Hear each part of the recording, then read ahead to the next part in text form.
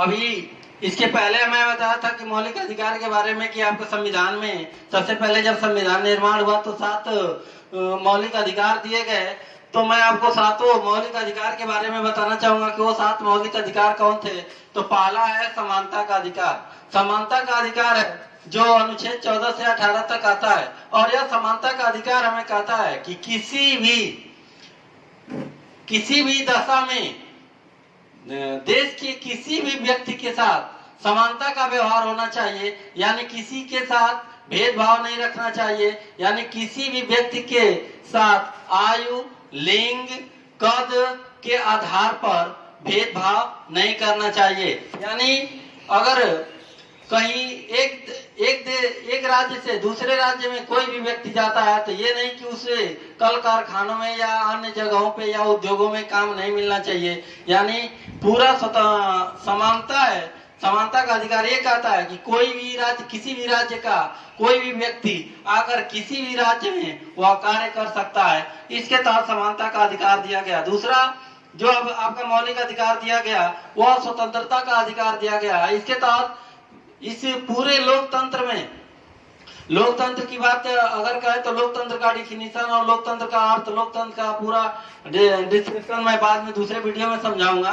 तब तक समझ लीजिए कि स्वतंत्रता का अधिकार क्या होता है। पूरे लोकतंत्र में हर एक व्यक्ति अपने आप में स्वतंत्र है। उसको किसी भी दशा में बाध्य नहीं किया जा सकता।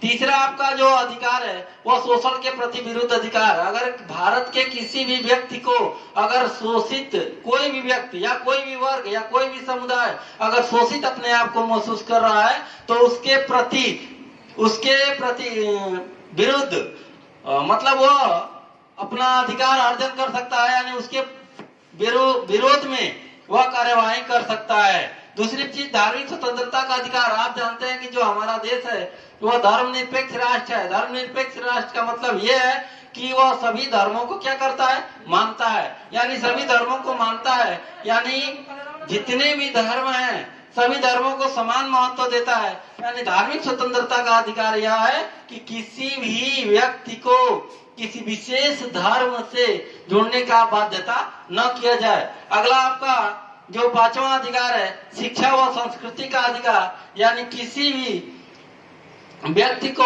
शिक्षा, हर एक वर्ग को शिक्षा पाने का अधिकार है। और छठा है जो छठे मूल अधिकार की बात अभी हम कर रहे हैं, तब तक आपको मैं बता दूं कि संपत्ति का जो अधिकार है वो मौलिक अधिकार की श्रेणी में बाद में हटा दिया गया। और संपत्ति का अधिकार आप समझ रहे हैं कि हर एक व्यक्ति जो है, चाहे वो पुरुष हो या स्त्री हो, उसे हर अपने पितृसत्तात्मक परिवार में या मातृसत्तात्मक परिवार में पूरी तरह से संपत्ति का अधिकार होना चाहिए। मैं आपको छठा अधिकार के बारे में ये बता दूं कि संवैधानिक उपचारों का अधिकार। यानी ऊपर के ये अधिकार तो हटा दिए गए, लेकिन ऊपर के ये जितने 5 अधिकार है, अगर इन अधिकारों की प्राप्ति नहीं हो रही है तो मैं आपको बता दूं कि धार्मिक मौलिक अधिकारों का जो संरक्षक होता है वो उच्च न्यायालय और सर्वोच्च न्यायालय होता है। जैसा कि मैं आपको बता दूं कि सर्वोच्च न्यायालय जो स्थित है वो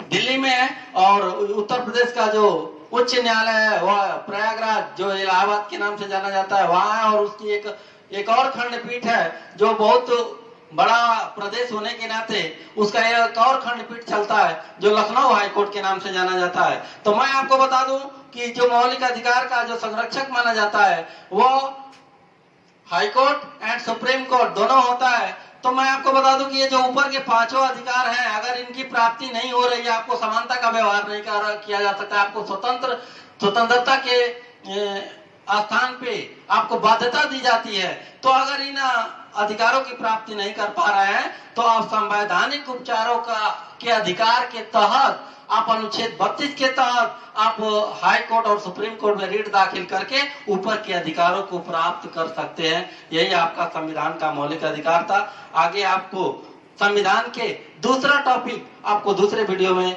लेकर आएंगे। तब तक के लिए थैंक यू फॉर वॉचिंग।